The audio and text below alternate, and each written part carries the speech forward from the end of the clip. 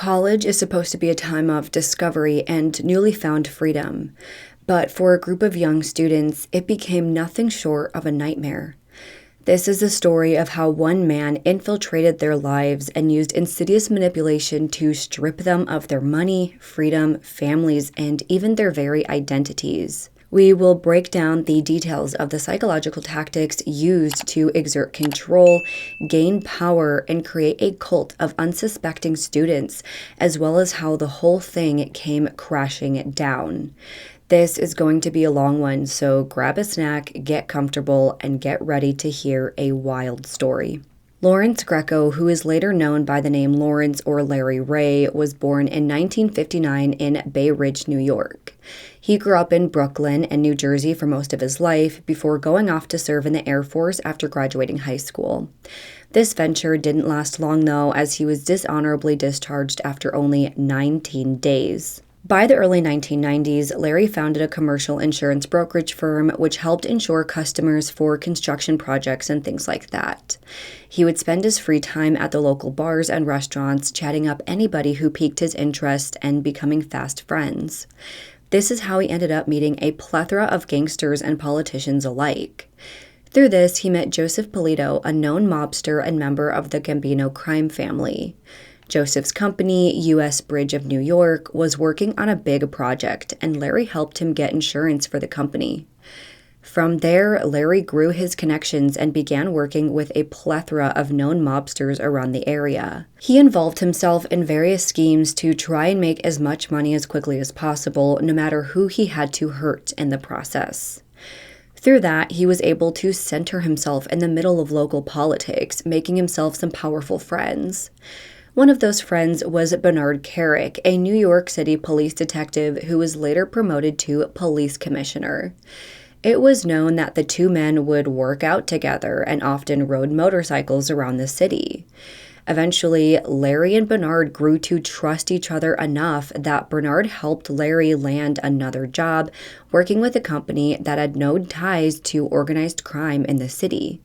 Larry and his relationship grew so close, in fact, that Larry went on to be best man at Bernard's wedding.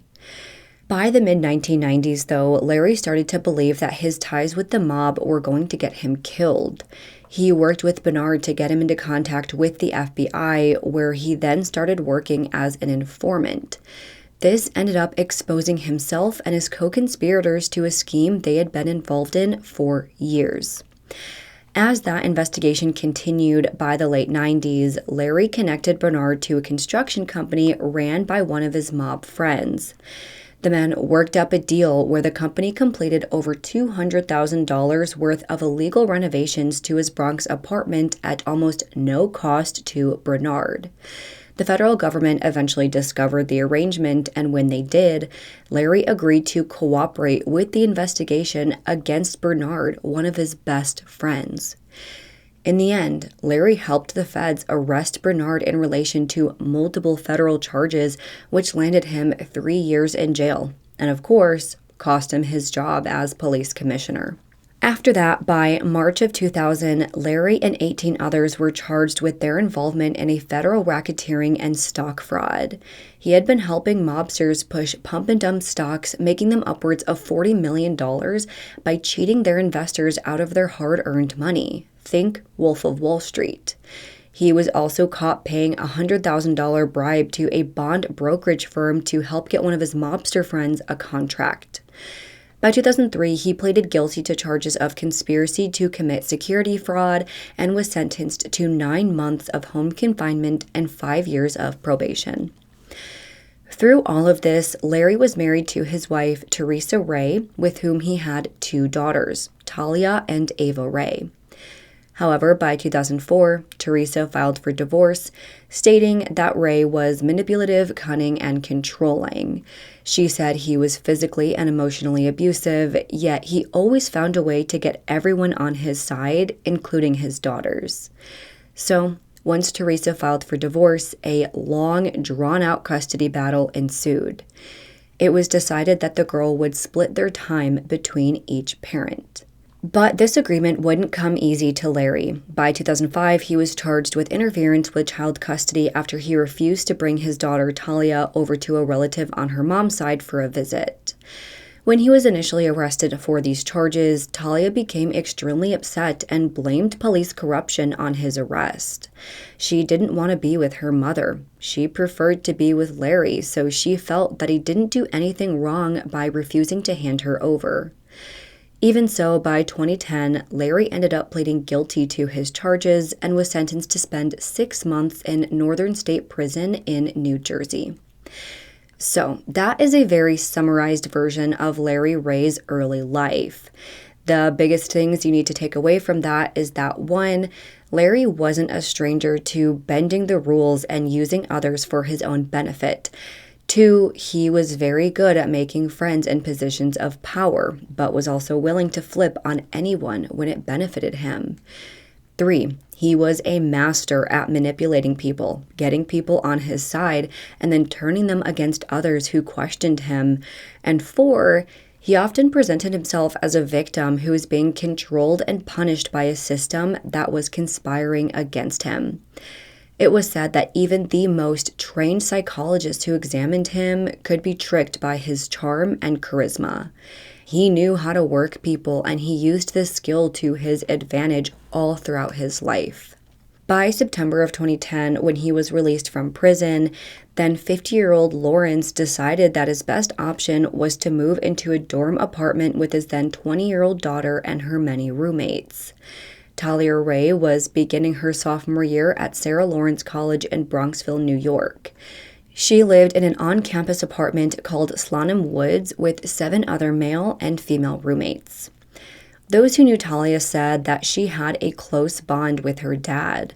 She told friends about how Larry was someone who was always out for the truth, even when others, such as the police or local government, tried to silence him. She explained that he had been wrongfully sent to prison for his efforts in trying to spend time with her and keep her away from her mother, who she described as being abusive. So when Talia told her roommates that her father was being released and needed somewhere to stay for the time being, they were pretty much unfazed. They didn't mind it at all and were fully welcoming of their new, older roommate. He blew up an air mattress in Talia's room, and from there, he made himself at home. Upon his arrival, Larry made sure to place himself into somewhat of a father figure position for the young adults. He started making the students lavish home-cooked dinners or would order them food from expensive restaurants. When they would eat dinner together, Larry would tell them stories about his time working with the mob, making friends with powerful political figures. One of the stories was how he used to work as an international CIA agent, which, just to note, has never been confirmed that he actually worked for the CIA, but he did have some connections with foreign leaders.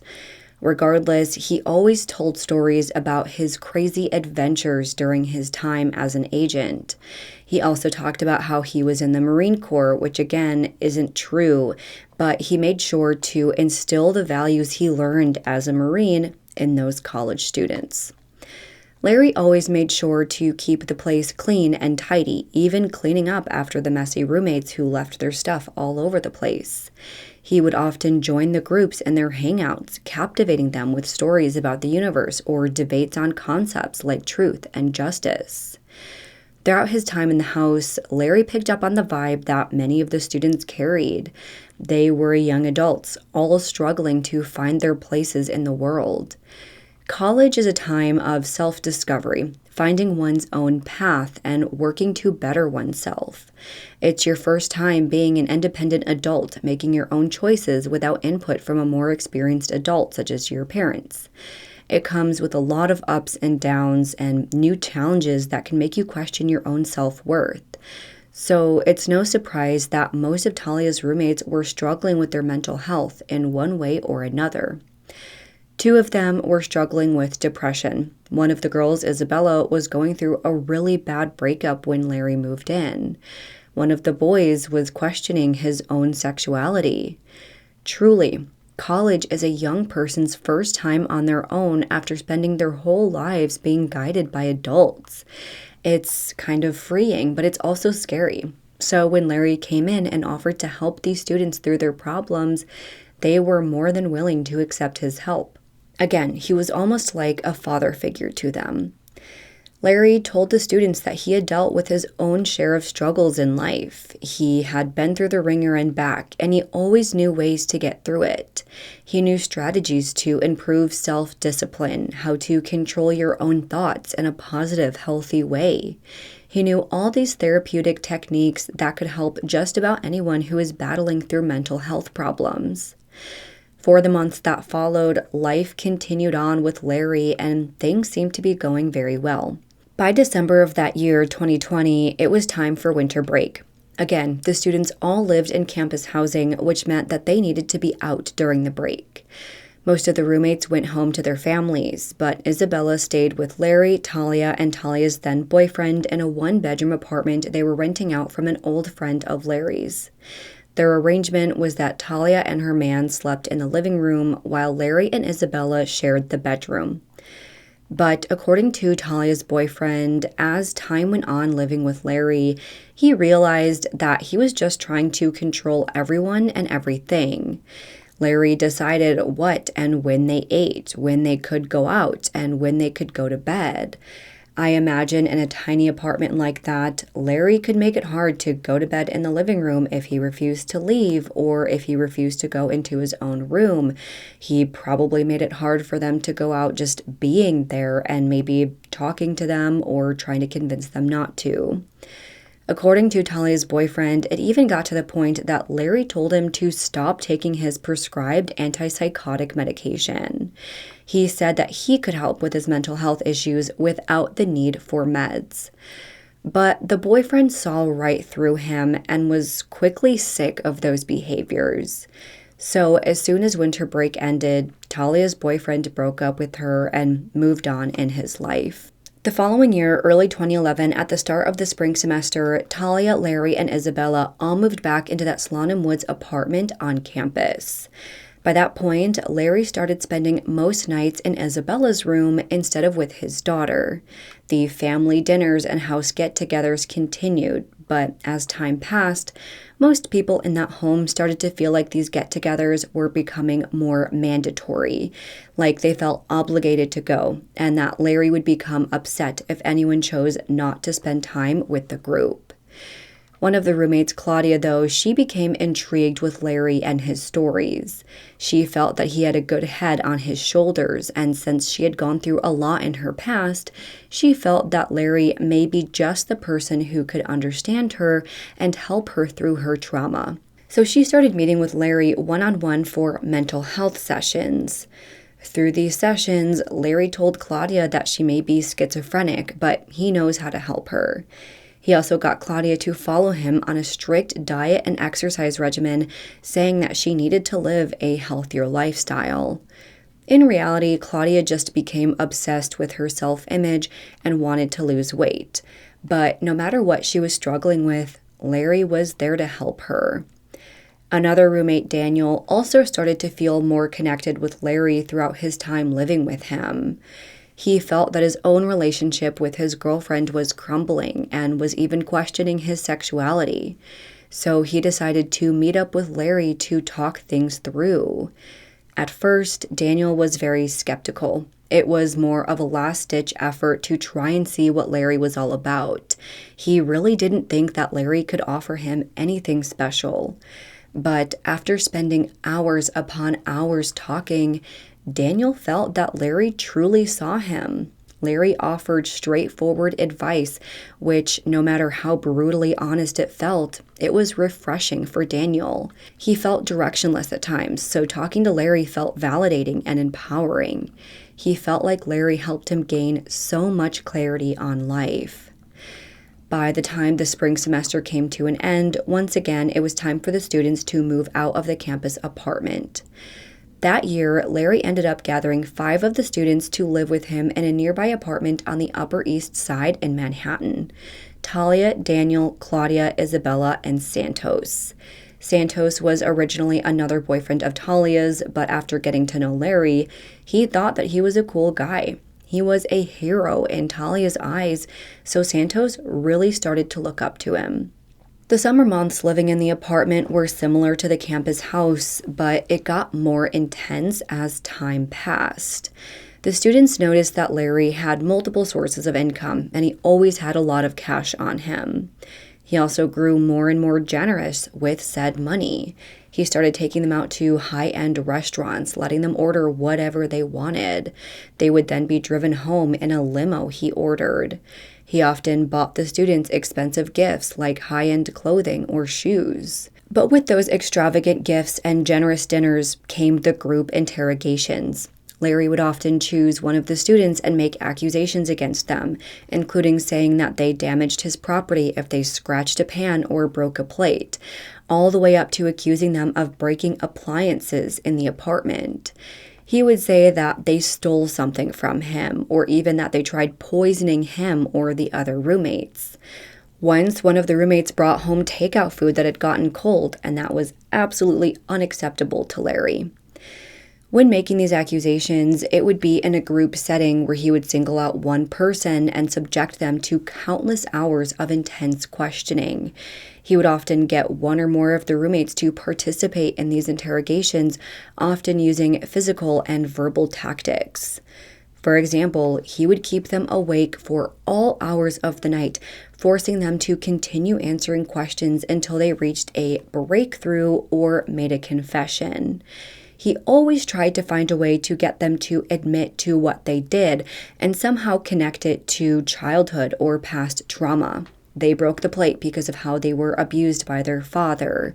One of them made up a story about accidentally hurting an animal when they were a child, so that manifested itself into something he carried for the rest of his life and resulted in him scratching a pan or breaking something. To me, it seemed like Larry tried to make these connections as a tactic to sort of get them to buy into these interrogations.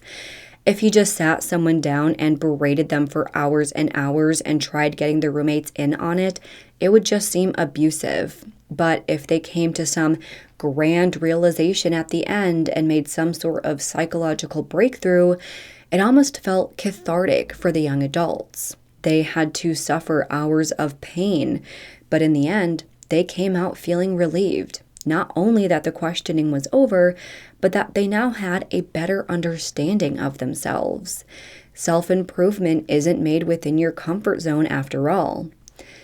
Then, after these long hours, the rest of the roommates would applaud the subject of the questioning for their efforts in digging deep and finding their answers. Along with those interrogations, Larry also got the students to start writing journal entries about mistakes they made and why. As time went on, somehow these written confessions all turned into them admitting that they did something to intentionally hurt Larry or his family. Again, this included things like breaking or damaging furniture, kitchen appliances, dishes, pots, or pans. Anything in the home that Larry claimed one of the students damaged, he got them to admit to doing it. Say hello to all your Facebook friends. I don't want to. Don't want to what? I don't want to damage things. Well, when's the last time you damaged something?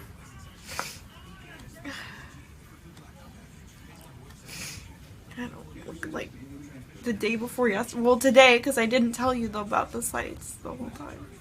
So why are you trying to ruin my website business? I'm not trying to ruin your website business. Then what were you doing?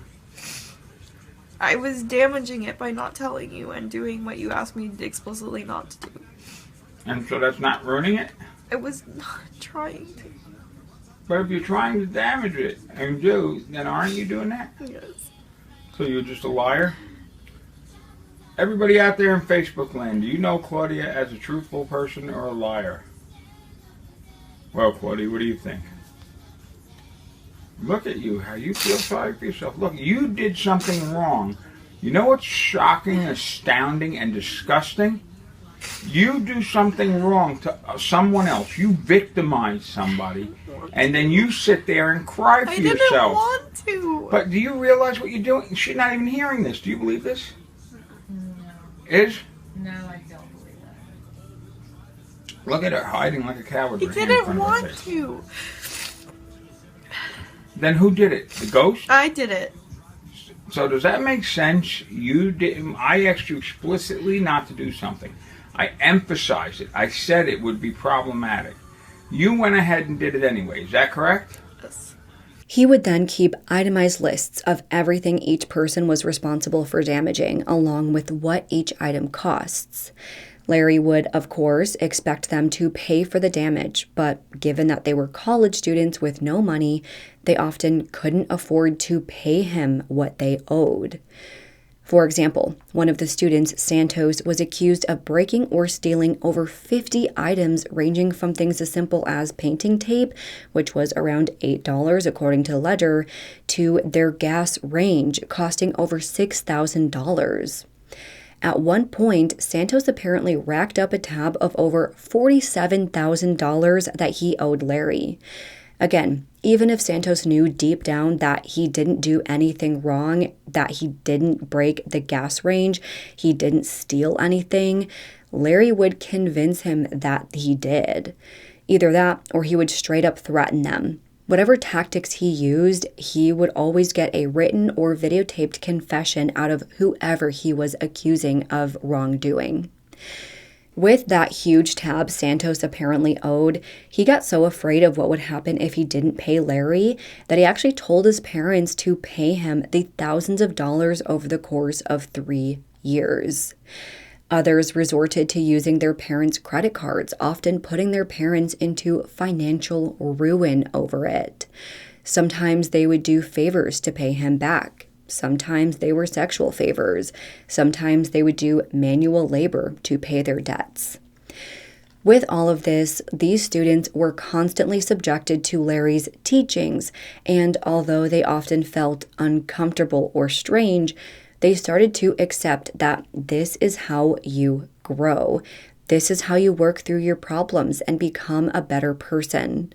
So when Larry started taking an interest in these students' sex lives, it seemed like just another part of their therapy. He presented it as another topic that needed to be addressed to heal the trauma they each carried. This started as Larry sexually touching the students during their one-on-one therapy. It always started out small, but of course, the more he brought up sex, the more touching he incorporated. Eventually, he started convincing the students to sleep with each other or with him. He got Isabella and Daniel to sleep together on multiple occasions, with Larry sometimes joining in. Then he got Daniel and Claudia to have sex in front of him. Again, sometimes he joined them. There were others, associates or friends of Larry's, who would also visit the apartment. Larry often convinced the girls to sleep with them as well. He would always say that them doing this was a part of their healing. It was allowing them to explore their sexuality. They were allowing themselves to be open and uninhibited, achieving higher levels of personal development, self-control, and honesty. As the months and years went on like this, even though there were times in which these students would feel weird about Larry or would be really uncomfortable with his tactics, even thinking about leaving, there was a general consensus that everything Larry did was for the best. If he threatened harm against someone, such as one time he held a knife to one of the students and threatened to stab them, it was because the student did something wrong. If he pressured someone into having sex, it was because they needed to explore the connection to achieve clarity. If he said someone owed him money, or if he did something wrong, it was generally accepted that they must have done exactly what Larry said. Again, they even admitted to it in these interrogations. Years of constant manipulation, brainwashing, and scare tactics used on vulnerable young adults led to Larry creating this group of people who just began to accept anything he said or did. By the summer of 2013, 4 of the students traveled with Larry to Pinehurst, North Carolina, to help Larry remodel a property owned by his stepfather. For the months that followed, the students lived at the property while they worked to help install a new irrigation system in the yard. They worked on this property for hours a day for months, doing heavy manual labor. According to one of the students, he would often restrict their access to food and water by placing a lock on the fridge. He would often make them work into all hours of the night, restricting their sleep schedules, or he would straight up make them sleep outside. Another student even claimed that he was physically abusive towards them. He slapped one of them and shoved one of their heads to the ground. Come here.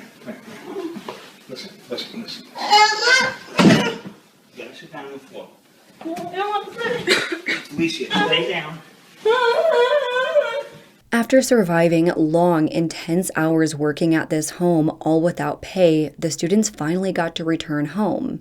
But when they returned, they started asking their parents for money. Why? Because Larry said that they intentionally sabotaged the home by doing bad work. He said that they damaged some of the items on the property. He said that they lost him a lot of money and now they needed to pay him back. By that point, Daniel, Talia, and Isabella had graduated from college. Claudia graduated a semester late that winter of 2013. By that point, a few more students had started hanging out around the apartment with Larry and the others, Santos' two older sisters, Felicia and Yalitza. Yalitza was a student at Columbia University, while Felicia was a graduate of Harvard University and Columbia Medical School. Still, even though these two were intelligent women who clearly had a lot going for them, they too got sucked into Larry's grips. Felicia started a relationship with Larry, which started out as a long-distance relationship as she completed residency in Los Angeles, but eventually she moved in with him and Isabella. After the graduation, Isabella, Felicia, and Larry continued living at the apartment, while Santos, Yalitza, Claudia, and Daniel lived elsewhere, but continued hanging out and popping in and out of the place. All throughout that year, the manipulation tactics continued. Larry continued these therapy sessions. He continued to accuse those students of breaking or stealing his items. They all remained under his spell. According to Felicia, Larry had a way of making her feel terrible about herself, yet desperate for his approval. He eventually started to ask her to perform sexual favors with strangers, and when she would decline, he would call her a tease or a liar. Anytime she would decline, he became increasingly angry. I've been asking you to stop breaking stuff and stop hurting me and attacking me physically, and you refuse. Get out of my garage. Please. Get out. Get out of my garage. Please leave my garage. I've been asking you all morning. You've wasted 2.5 hours. At the same time, the treatment towards Santos got worse and worse. He would yell at him, degrade him, he would slap him, hit him, and once even held a knife to his throat. Another time, he hit him with a sledgehammer and yanked his tongue with pliers. The treatment was horrific, but still, Larry had convinced Santos that he deserved it. He did a lot of bad things to earn that horrific treatment. Larry continued accusing them all of stealing things and getting them to admit on camera or via a written letter. He really had this way of convincing each and every one of them that they were guilty of whatever he accused them of, to the point where they felt horrible for what they did to him. Larry accused Felicia of cheating on him and costing him money for business deals that fell through, while he was apparently suspecting her of cheating. Santos admitted to damaging multiple items throughout Larry's property. Both of them eventually admitted to these accusations and felt deeply guilty about them, even though, again, they knew deep down they didn't do anything wrong. Some of the families of these students have spoken out about just how manipulated these students were, particularly the families of Santos and his sisters, Claudia and Isabella. They said that the way they behaved after meeting Larry started to put a ton of strain on the families. Their parents couldn't understand why they constantly needed money for these repairs. They didn't understand why Larry was so involved in each of their lives. These students were actually pretty open about their relationships with Larry at first. In response, their parents would often urge them to leave the apartment, stop hanging out with Larry. But as freshly independent young adults so often do, they didn't listen to their parents. They would go back to Larry with what their parents said, and in turn, Larry would turn it against them. These students often trusted Larry over everyone else. He was the one who had their best interest in mind.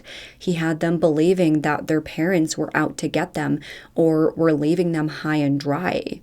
He convinced these students that they hated their parents and made them paranoid about their parents' intentions. As you can imagine, this caused a lot of tension within these families. Some of the students even cut off their parents altogether. Now, I tell you all of this so you can truly understand the gravity of how much power and influence Larry Ray had over these young adults. By this point, even though Claudia had graduated from college, Larry still had her under his thumb. Larry had been grooming Claudia for years. She had engaged in numerous sex acts at his direction. She has done physical labor for him. Larry also convinced her that she owed him thousands upon thousands of dollars for all the damage she had caused him and his property over the years. As I stated before, he would often get them to do video or written confessions for whatever he accused them of. Over the years, he had Claudia convinced that she broke his vacuum, ate all of his food, and even once, he got her to believe that she poisoned him with cyanide. And even if she knew deep down that she didn't do any of that, again, he had proof that she admitted it. Proof that he was able to use over the years to remind her and the other students of their bad and illegal behavior and remind them of the trouble they could be in. Claudia. Yeah. So you're saying you put mercury on where? On the doorknobs in the hospital? Yeah. Your food. Other things I touched? Or anybody touched? Yeah. So is it possible you poisoned medical personnel, like doctors and nurses up there? Yes. Look, Claudia, take your hands away from your face. Yes. So due to all of the money she owed him, starting in 2014, Larry convinced Claudia to start paying back her debts by performing sexual acts with others. Essentially, he started pimping her out to make money. From 2014 through 2018, Claudia started working at a sex club or would find clients over the internet. As the years progressed, she started living out of hotels, having sex with up to 5 men a day, 7 days a week, earning up to $2,000 an hour. Through that, another student, Isabella, became involved with Larry to keep track of Claudia and her earnings. She became a trusted second-hand man, so to speak, for Larry. I want to note that after graduating from college, Isabella cut ties from her family. She completely cut out contact with her mother and only occasionally contacted her father when she would call and ask for money. Other than that, she was fully immersed in whatever she was doing with Larry. She was even living with one of Larry's associates. Over the years, Claudia made upwards of $2.5 million, pretty much all of which she gave to Larry or Isabella. She later said that she felt immense pressure to make as much money as possible. After all, she owed him a lot. He also had damaging material on her. He had these confessions of her saying that she poisoned him and stole from him. If she didn't make enough money, he would hand these confessions to the police and send her to prison. But by 2018, Claudia hit a boiling point. By that point, she started slowly pulling away a bit, growing tired of Larry's demands and the constant work she was expected to do. So Larry, feeling that he was starting to lose control, decided to take action. According to Claudia, Larry showed up to a hotel she was at and ordered her to remove her clothes before handcuffing her to a chair. Over the course of 7 hours, he placed a pillow over her face, choked her with a collar and leash, and even placed a plastic bag over her head. At one point, he threatened to kill her. After this incident, Claudia realized that everything she knew about Larry was a lie. She was scared for her life. She immediately fled New York and cut off all contact with Larry after this incident. Of course, he continued looking for Claudia after that, sending her threatening emails, trying to make her feel like she would never be safe, that she needed to come back to him. But thankfully, finally, none of that worked, and she stayed on the run. So for almost 10 years, Larry had gotten away with everything I've described to you. It started off with him being this charming, charismatic father figure to these young, impressionable college students. That turned into him exerting his control over them with these accusations and forced confessions. With the confessions, they had to pay him back either with money or manual/sexual labor. He ended up extorting those students out of over $1 million between them, and that's not including Claudia. Eventually, he started using his tactics to get the students to engage in sexual activity until they agreed to participate in sex acts for money. He also physically abused and beat them on multiple occasions.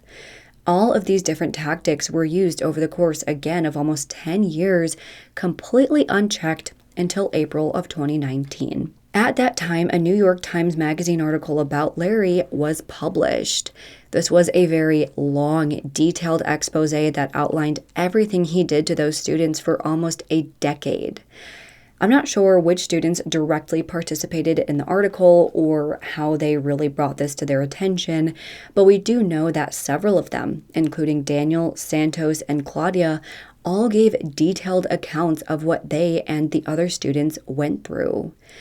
By that point, Daniel had found his own apartment and started hanging out with the new group and started getting therapy for what he went through. He finally cut ties from Larry.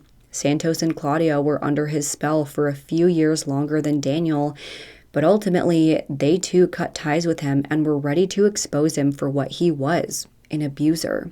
After that article was published, the New York police officially launched an investigation, and through that, all of Larry Ray's disturbing crimes were uncovered. He was arrested by February of 2020, at which time he was charged with 15 counts, including racketeering, sex trafficking, extortion, forced labor, conspiracy, and money laundering in relation to the $1 million he obtained from his victims. He pleaded not guilty, and for the 2 years that followed, the prosecution and defense both worked to build their cases against Larry. I want to note that the reason the case took 2 years to reach trial is because it kept being pushed back due to medical emergencies he was apparently having. But finally, by March of 2022, the month-long trial for Larry Ray's charges began. The prosecution started by outlining in graphic detail the situation that really broke the camel's back and blew this case wide open, the horrific attack against Claudia in 2018. The prosecutor, Lindsay Keenan, described as Larry tied his victim to a chair, put a bag over her head, and watched her almost suffocate to death, all as he told her to behave and continue making money for him. This was just the first of many, many horrific stories the prosecution would tell the jury. The prosecution went on to describe that this all started in 2010 after Larry was released from prison and joined his teenage daughter and her several roommates in that campus apartment at Sarah Lawrence College in Bronxville, New York. He went on to use cult-like tactics, including violence, fear, sex, and manipulation, to run a, quote, small criminal organization and get what he truly wanted: power and money. Several of the students, along with their friends who would often visit them in the dorm, they all testified at trial. They all said that Larry started out cool and inspirational. Again, he was charismatic and placed himself as a father figure to these young adults. As I stated before, many of these students were already dealing with a lot of complex issues. They were struggling with their mental health. They were vulnerable. They were the perfect targets for Larry. As time went on, he gained the trust of these young adults, engaging them in therapy sessions and getting them to dig deep and admit their darkest secrets, desires, and regrets. Eventually, he used those close bonds to turn against them. He would single someone out among the group and get them to admit to things they never even did. This was all under the guise of achieving clarity. They would admit to owing him thousands upon thousands of dollars to repair items they never even damaged or stole. They openly admitted to crimes such as trying to poison Larry with arsenic. He led these students to feel immense guilt over things they never even did. Again, they saw the confessions as a way to right a wrong, but for Larry, all of it was in an effort to get them to pay him money over the years. He then used the trust he built in those students to slowly get them to perform sexual acts with each other in front of him or his friends. This was under the guise of them becoming more sexually free, finding themselves, and allowing themselves to be truly open. This eventually led to him forcing students to perform sexual acts for money. And with one of them, again, he worked her as a sex worker for years. Again, for the students, they at first thought that Larry was just trying to push them out of their comfort zone for personal growth. But for Larry, all of this was done to gain power and control. Claudia testified at trial to the time she spent under Larry's thumb. The sexual acts, again, started as something that seemed innocent enough. Larry was just trying to help. Even if it seemed strange or uncomfortable, it was all a part of her personal growth journey. Then, when he started demanding money and physical labor, once again, it was because she felt she owed him for one reason or another. Then, when she started doing sex work for him, it started off as her feeling that she owed Larry huge amounts of money that she could never pay him back. But eventually, the worse it got, the more she wanted to get away. That last act in 2018 really served as a punch to the gut. It made her realize that everything she ever knew about Larry was wrong. At one point in all of this, throughout the years, Claudia did attempt to take her own life to get away from it all, but thankfully, she did live through it. For some of the students, particularly Santos Rosario and his sisters, the abuse had turned physical and extremely violent. Santos also took the stand to testify to multiple instances of violence and terror that Larry inflicted on him. As we know, he was conditioned over several years to make false confessions. Once, he falsely confessed that he posted something online about Larry being a mental health counselor. Larry demanded he take it down, but he wasn't able to because he wasn't actually the one behind it. Because Santos didn't comply with this demand, though, Larry became enraged and started hitting Santos with a hammer. He also took a razor blade to him and started threatening to cut him apart. This lasted hours, and part of this was actually captured in audio recording, which was played for the jury. Then, as I mentioned, Santos's older sisters also got involved with Larry, with Felicia even dating him and moving in with him. They too offered vivid accounts of how Larry exerted his control. He belittled them, demanded money from them, and eventually turned the siblings against each other and their parents. Felicia testified that she was also physically, emotionally, and verbally berated. As I stated earlier, she was accused of cheating, stealing, and conspiring against Larry.